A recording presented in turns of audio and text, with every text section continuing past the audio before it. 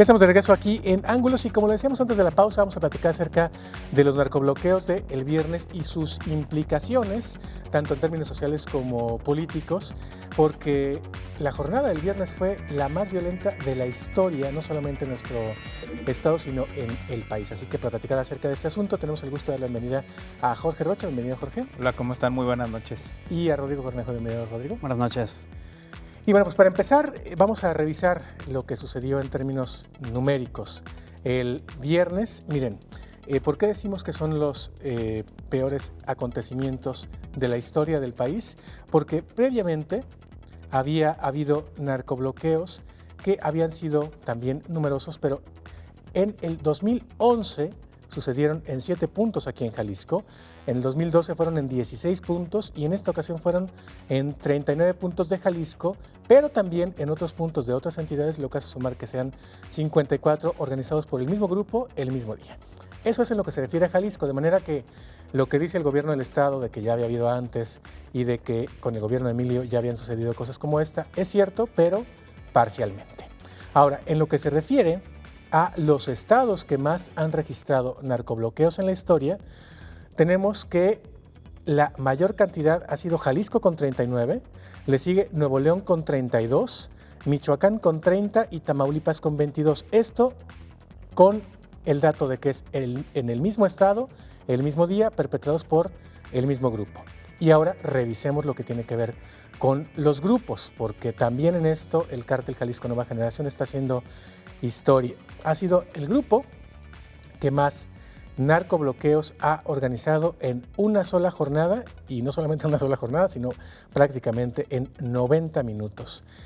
Ahí está el Cártel Jalisco Nueva Generación, 54, sumando los de los 4 estados que tuvimos el viernes pasado, el de la familia con 30, el de, eso en Michoacán y particularmente en el área de Apatzingán, el de El Golfo con 24 en el área de Tamaulipas, igual que los Zetas que en ciudades como pues algunas de ahí mismo de Tamaulipas habían organizado, porque estaban en disputa el del Golfo y los Zetas.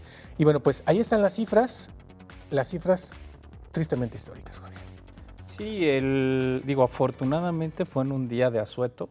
Imagínense ustedes estos bloqueos en un día normal, digamos, de vida cotidiana. Creo que el efecto hubiera sido todavía posterior. A mí, obviamente hay varias cosas que me llaman la atención. Una que sí quiero señalar es que normalmente en los bloqueos luego tomaban solamente alguna ciudad o alguna ciudad junto con una ruta. En el caso de este bloqueo que se hizo, los narcobloqueos que se hizo el viernes pasado, este viernes negro, estamos hablando realmente de una presencia estatal. Fue una toma del Estado, no fue una toma de la zona metropolitana de Guadalajara. Incluso yo creo que, bueno, nosotros no lo estamos dimensionando, yo creo que de la manera adecuada, porque en la zona metropolitana finalmente los bloqueos fueron alrededor de la ciudad, salvo alguno de los eventos que fue dentro en la zona oriente, el de la calle de Belisario Domínguez y la 40, pero el resto fueron sobre todo en periférico y en las salidas de la ciudad.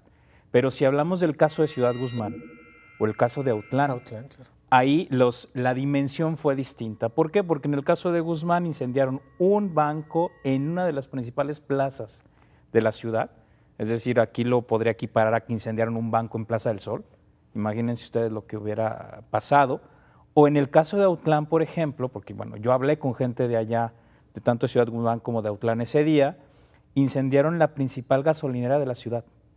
¿Sí? Imagínense ustedes una gasolinera en Patria y en Mariano Otero prendida. Es decir, el impacto que hubo en estas ciudades del sur de Jalisco fue mucho, mucho mayor. Porque además, bueno, no solamente en el caso del sur no fue solamente Guzmán, también hablamos de las carreteras, hubo gente que iba hacia la costa por la antigua carretera a Colima, perdón, a Autlán, que se quedó varada porque la estaban desviando, ¿sí? O en el caso de Ciudad Guzmán también municipios como Tuxpan y Zapotiltic tuvieron eventos.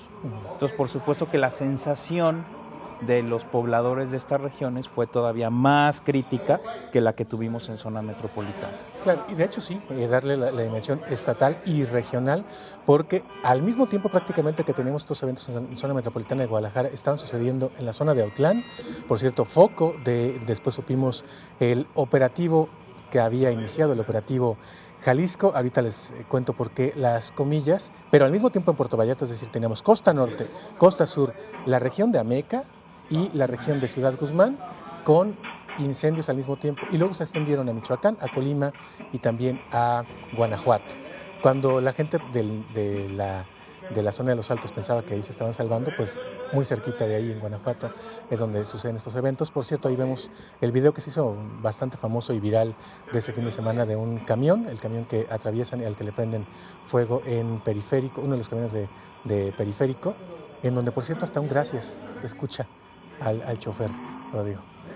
Así es, algo que ya habíamos venido apuntando en este espacio y también varios columnistas de diarios nacionales, particularmente Raimundo Riva Palacio, habían venido apuntando en sus columnas, es el carácter estatal que ya había tenido el crimen organizado en Jalisco, y desde que la DEA decreta que el cártel Jalisco Nueva Generación es uno de los más peligrosos y fuertes, no solamente financieramente, sino en términos de el trasiego de droga en Jalisco, ya habíamos apuntado a que podría pasar algo en el estado de Jalisco.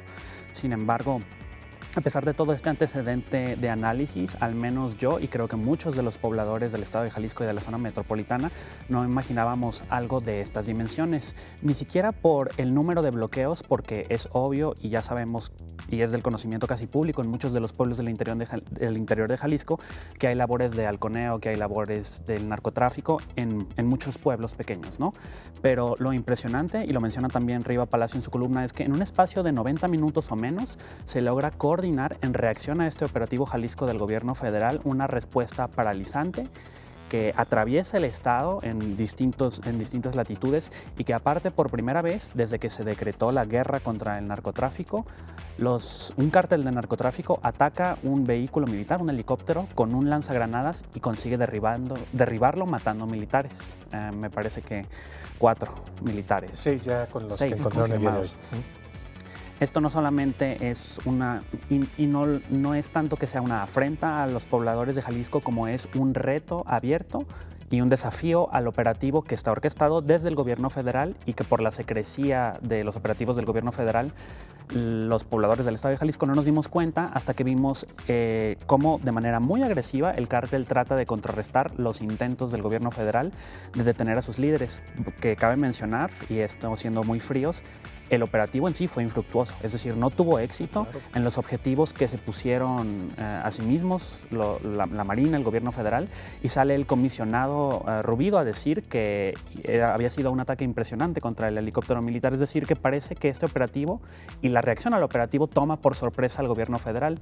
Esto ya no nada más es preocupante porque vemos a nuestras autoridades estatales rebasadas, sino que a Marina y Ejército también, que operan en el estado de Jalisco, ya también parece ser que al menos en esta jornada algo no salió bien y el cártel les pudo parar la jugada. Claro, a ver, con la información de autoridades federales, algunos columnistas publican el día de hoy que si vamos uniendo esas piezas vamos a tener claro el rompecabezas. 1. ¿Por qué digo lo del operativo entre comillas? Es que en realidad era, como lo dijo Rubido, el arranque del operativo, es decir, ese vuelo de un solo helicóptero con 18 elementos era un sobrevuelo de reconocimiento a un lugar que ya tenían perfectamente claro que estaba siendo, digamos, como la cuna de operación de los líderes del cártel Jalisco Nueva Generación y particularmente de El Mencho, que era a quien sí iban a dirigir este operativo. ¿Cuáles eran los municipios que iban a intervenir? Como ya intervinieron, por cierto, Cocula y Casimiro Castillo, hasta con la policía municipal, quitándole el mando a las autoridades locales. Villa Purificación, Ayutla, que se encuentran pegaditos a Autlán. En esa zona es donde se da este vuelo de reconocimiento que avista al convoy de al menos 10 camionetas aparentemente del Mencho, que le responde con fuego, con este esta arma rusa que es capaz de tumbar un helicóptero, y hasta hoy, eso es muy importante también, se reconoce que el helicóptero fue derribado. El viernes, incluso en medios nacionales estuvieron... Aterrizaje de emergencia, ¿no? Exacto, hablando de aterrizaje de emergencia después del impacto de pero después se supo, y incluso Rubido lo acepta, que tan de emergencia fue el aterrizaje que se le prendió fuego al helicóptero, ¿no? Entonces, no es que fuera precisamente una labor como las que realizan de repente los aviones que tienen alguna falla mecánica. Y lo otro es que efectivamente el operativo arroja malos resultados porque aunque hay 8 delincuentes muertos a raíz de los enfrentamientos en ese foco que fue específicamente la costa sur en los municipios de Ayutla y de Autlán, no hay detenidos de importancia significativa, incluso a los que habla Nájera, hay 19 detenidos, de los cuales solo a 10 se les ha aprobado la participación fehaciente en los bloqueos de zona metropolitana, pero resultaron ser segundones o gente a la que se le pagó una lanita solamente por ir a agarrar un bidón de gasolina y un cerillo y prenderle fuego a los vehículos. ¿Quién se los pagó? No sabe. Ya regresamos después de esta pausa.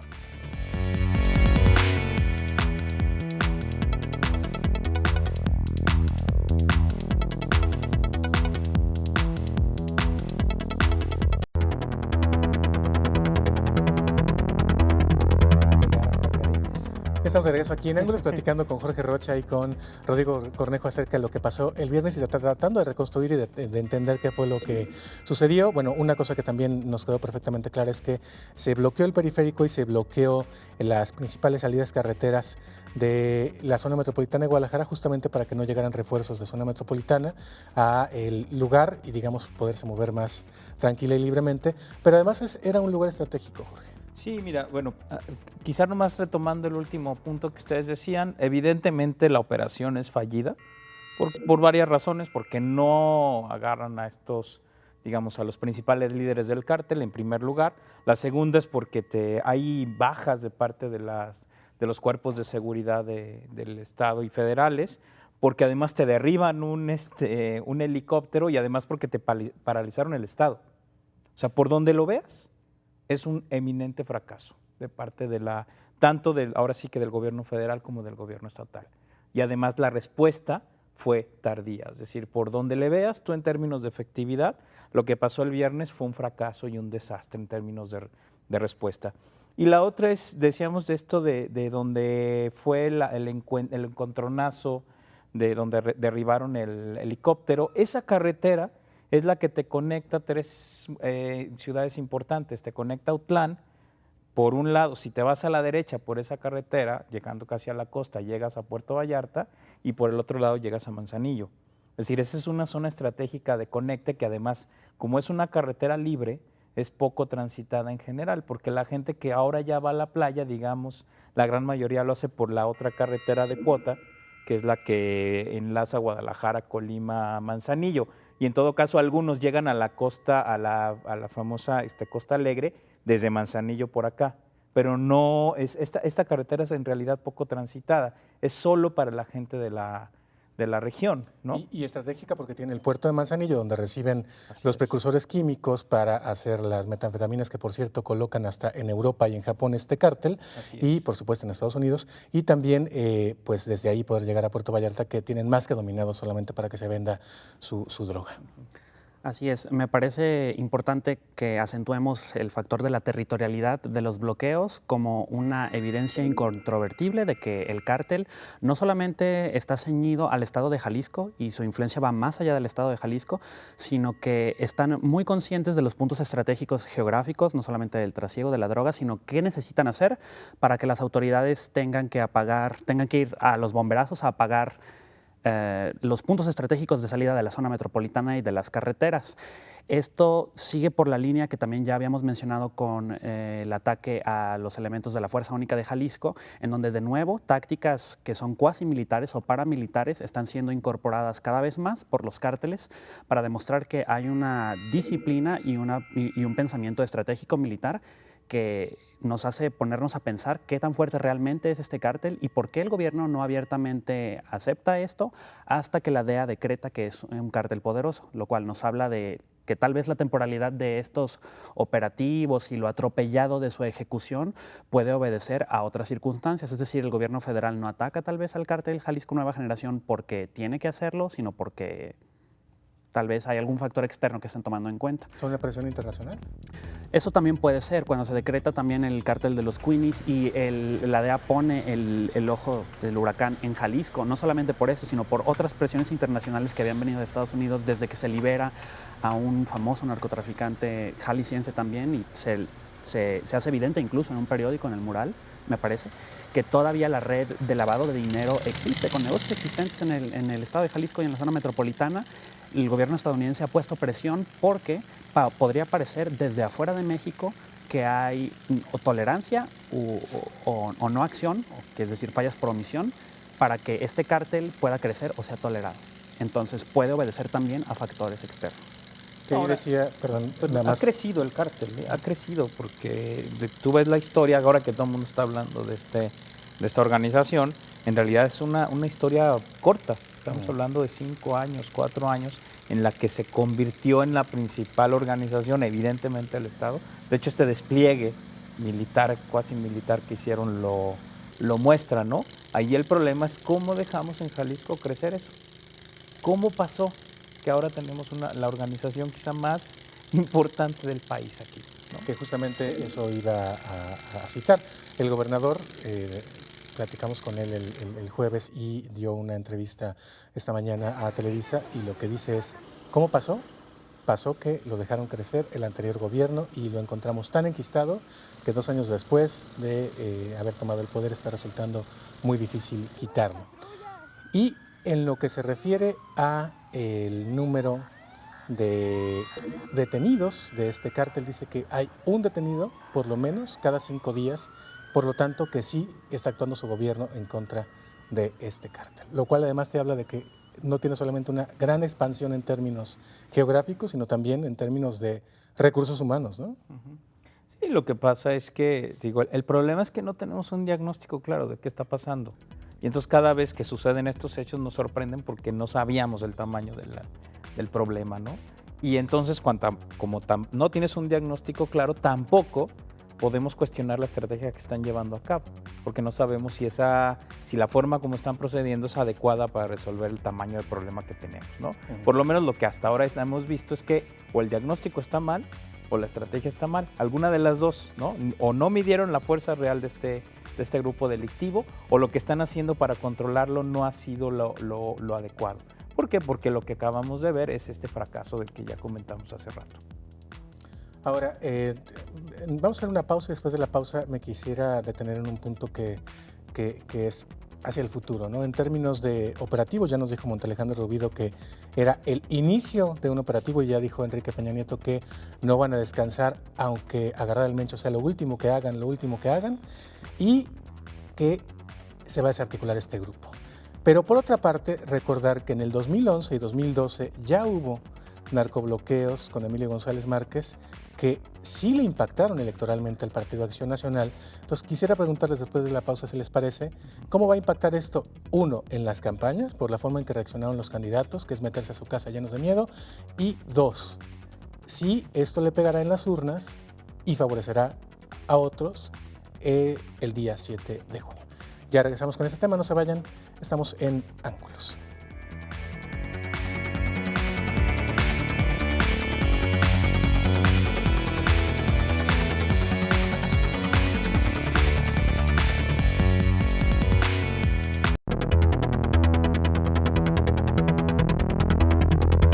Ya estamos de regreso en Ángulos y decíamos antes de la pausa que nos queremos detener en lo político. ¿Qué seguirá en términos políticos y a quién está golpeando este asunto de los narcobloqueos? Porque hasta el momento parece que nadie lo está capitalizando del todo y más bien una reacción rara que incluso el fiscal les reclamó a los candidatos cuando se fueron a esconder a sus casas y toda la gente en la tarde del mismo viernes estaba llamando más bien a lo contrario, a hacer vida normal, a hacer vida común y corriente justamente para no ceder los espacios a la delincuencia. ¿Qué les pareció primero la reacción y segundo, cómo ven el asunto de lo político en este momento? No, yo creo que evidentemente los candidatos no sabían qué hacer, con lo cual está claro que el tema de seguridad no lo tienen bien agarrado, ¿no? O sea, es decir, tampoco tienen diagnósticos claros de lo que está sucediendo en el Estado y no saben cuál es su manera de responder al respecto. Yo sí estoy de acuerdo efectivamente en que los candidatos a presidencias municipales tienen un ámbito de competencia muy particular que se circunscribe a las policías valga la redundancia, de su municipio. Y ahí digamos que ha habido de repente algunas propuestas generales, ¿no? Pero que son más asuntos de gestión, no tanto de, bueno, a ver, tenemos estos crímenes y los vamos a trabajar. Pero según la de reforma esta reciente forma. sí le pueden entrar, por ejemplo, al combate al narcomenudeo, por ejemplo, ¿no? Podrían entrarle, pero hay temas que digamos que son de orden federal y orden estatal, pero donde sí podrían hacer propuestas mucho más contundentes son los candidatos a diputados. Y esos todavía siguen en silencio. Sí. Porque, bueno, ya los de presidencia municipal ya salieron a decir algunas cosas. Los candidatos a diputados ni pío han dicho. Y ahí sí tienen la posibilidad de poder contemplar o pedir estrategias o incluso leyes para reforzar lo que estamos viendo, ¿no? Entonces, ahí no, lo que me queda claro es que ninguno de los partidos tiene un diagnóstico claro de lo que está sucediendo en materia de seguridad, para empezar. En segundo lugar, y una de las implicaciones que debería de tener este evento es que ahora sí lo tengan. Yo sí quisiera escuchar las propuestas de seguridad desmenuzadas de cada uno. Porque todos, y ahora sí, bueno, lo decían ahora algunos periodistas, todos hablan de policías de proximidad, pero no se dice en términos estrictos qué significa eso, ¿no? Y es lo que yo quisiera escuchar ahora de parte de tanto de los candidatos a presidentes municipales como de los diputados. ¿Cuál es su agenda de seguridad en términos concretos, reales, palpables? Eso para mí sería una implicación directa. La otra es qué va a decir la autoridad electoral, porque también ahí no ha habido ningún pronunciamiento. No, de hecho, lo único que medio hubo fue bastante lamentable. El presidente del instituto, cuestionado sobre este asunto, dice que ese asunto de la seguridad en las elecciones se lo dejan a los expertos y que es un tema que va a atender el Estado. Hombre, caramba, siquiera una postura. No, imagínense ustedes un evento igual al del viernes, el día de la elección. O sea, se cae la elección. Así de simple, o sea, el riesgo es real, porque todavía las autoridades electorales decían, o es competencia de otros o no, el Estado está en paz. No, no está en paz. Y eso yo quisiera también ver cuál va a ser la implicación y cuál va a ser la estrategia que va a tomar el Instituto Electoral, ¿no? Porque además de repente decían, bueno, sí, algunos municipios. No, no, estamos hablando de un asunto mucho más gordo. Pero digo, para mí sería la siguiente implicación. Y la tercera es que ya pasó con el PAN. Yo creo que obviamente el partido que va a cargar electoralmente el costo político de esto va a ser el PRI. O sea, eso es, digamos, es lo natural. El partido que gobierna y que le pasan este tipo de cosas es el que carga el mayor costo electoral.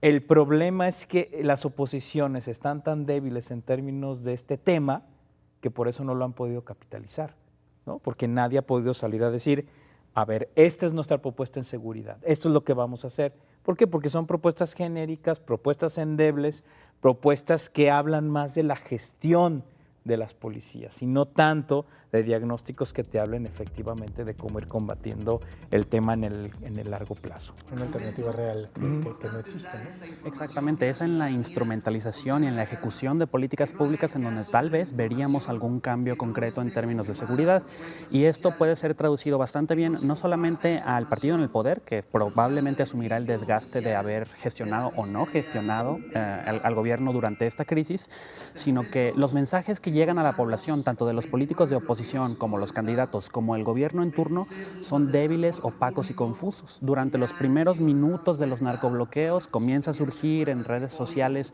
una serie de mensajes, muchas veces contradictorios, algunas veces basados en rumores, y me parece que si bien las redes sociales tienen un papel muy importante para informarse en tiempo real de qué está sucediendo, no puede el gobierno solamente decir, bueno, vean la cuenta de Twitter de la Fiscalía, que es lo que hace, por ejemplo, el gobernador. Como si todos tuvieran cuenta de Twitter en Jalisco, Claro, ¿verdad? claro. No hay un sistema que no sea excluyente, es decir, que tome en cuenta a los usuarios, a los que no son usuarios de redes sociales, que pueda dar un mensaje claro, con información de qué hacer y qué no hacer. Y a la fecha, por ejemplo, que suena mucho, y esto es desinformación en las redes sociales, en qué consiste el famoso inventado código rojo. Por fin, hasta ahora, yo al menos pude saber, por algo que también se vio en internet, me parece solamente, en qué consistía el código rojo, que es básicamente la centralización del mando de las fuerzas de seguridad en el Estado. Entonces, ahí hay un defecto bastante grande del gobierno en el Estado y del partido en el poder, de cómo enviar mensajes claros a la población de qué está sucediendo y qué se debe de hacer y qué se debe de evitar hacer.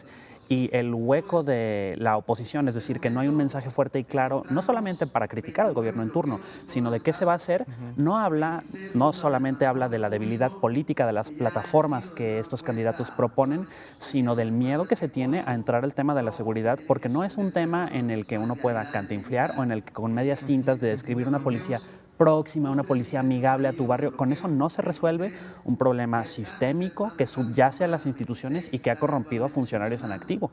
Yo no he visto que ningún candidato salga a decir en los ayuntamientos del interior del estado hay funcionarios coludidos con el narcotráfico. Y eso debe de cambiar. Nadie quiere hacer ese anuncio y habla de este efecto que tiene no solamente estos narcobloqueos, sino todo lo que ha antecedido a esto, de que el discurso público sufre y las variables que constituirían una democracia vigorosa, en donde las elecciones podrían ser libres, no están presentes. Es decir, con cada narcobloqueo, con cada amenaza de que vaya a haber inseguridad, a los ciudadanos se nos restan estas variables con las que podríamos decir, bueno, yo puedo hacer una decisión libre, sin miedo a tener que tomar en cuenta la violencia y la inseguridad en el simple hecho de ir a emitir mi voto. Yo me pregunto cómo se sienten la mayoría de las personas que no viven en la zona metropolitana de Guadalajara, que también son jaliscienses, que luego Guadalajara se vuelve en Jalisco por antonomasia, y si se sienten libres de ir a votar, o si se sienten presionados, o si hay candidatos o hay funcionarios en activo que están coludidos con el narcotráfico y se sienten con la confianza de denunciar, oye, aquí hay un funcionario público que puede influir en el proceso de la elección que está comprado por el narcotráfico o que está siendo presionado sistemáticamente por un cártel. Me parece que hay una falta de valentía enorme, y yo sí lo llamaría cobardía política, de pronunciarse acerca de que al nivel municipal en el interior de Jalisco hay ayuntamientos que están tomados. Y bueno, decir también que es algo que sin embargo ahí está, porque hay que decir que hay por lo menos 2 partidos políticos que no presentaron candidatos, si mal no recuerdo, entre 10 y 12 municipios, justamente porque saben que ahí no hay condiciones. Exacto. Ya justamente lo que llama la atención ahora es, ¿y por qué no en este momento refrescar ese asunto, ¿no? Y decir, a ver, lo denunciamos en su momento, y algunos, por cierto, son estos, ¿no? Villa Purificación, Casimiro Castillo, Santa María del Oro, San Sebastián del Oeste, etcétera, que son los lugares donde se está focalizando la violencia y donde efectivamente aquí en la zona metropolitana la verdad es que podemos promover un hashtag Recuperemos GDL y salir todos a echarnos la chela en Chapultepec y sentirnos bien cool, pero pues a ver qué tal en el banquito enfrente de la gasolinera, en el barecito enfrente de la gasolinera que quemaron en Autlán, a ver qué tal enfrente... la plaza quemada ahí de Ciudad Guzmán. Exacto. ¿Quién va a ir a tomar la plaza, por Dios? ¿Quién va a querer recuperar, ¿no? Esos espacios? Además, ¿qué van a recuperar, no? ¿Cenizas o qué? Sí, claro. Ahora, para terminar, también analizando el aspecto político, el momento político, pues no podemos olvidar que hoy el gobernador también está recibiendo fuego, digamos, por una parte del cártel, por otra parte, pues con esta especie de omisión, o ellos dicen protocolo, de no avisarle a autoridades locales de la autoridad federal por falta de confianza, hay que decirlo con todas sus letras, pero encima también dentro de su propio partido y el gobierno, que hay gente en el PRI que no quiere al gobernador y que le está haciendo la guerrita vía columnas y vía algunos otros mensajes desde la Ciudad de México, por cierto, con cosas que luego tienen razón, ¿no? Como la operación de su papá en términos políticos, pero que digamos que están creciendo mucho más las dimensiones de este asunto y lo están llevando a índoles nacionales. Exacto, a mí me parece muy peligroso que por las fricciones que pueda haber desde el centro del país con Casa Jalisco se ponga en entredicho si vamos a tener condiciones de seguridad, no solamente durante esta elección, sino en lo que pase después.